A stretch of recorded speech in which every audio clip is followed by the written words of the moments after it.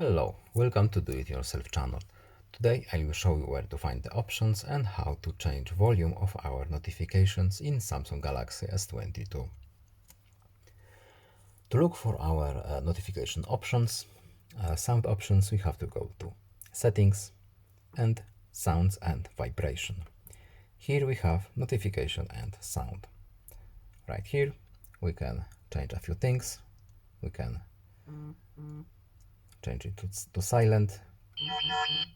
We can change our notification sound.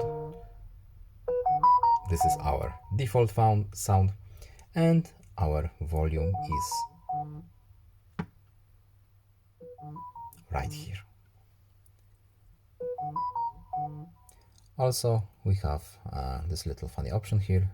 Our vibration can match our sound pattern. That's it. I hope this video was helpful to you. Please leave a like and subscribe. Have a nice day and see you in the next video. Goodbye.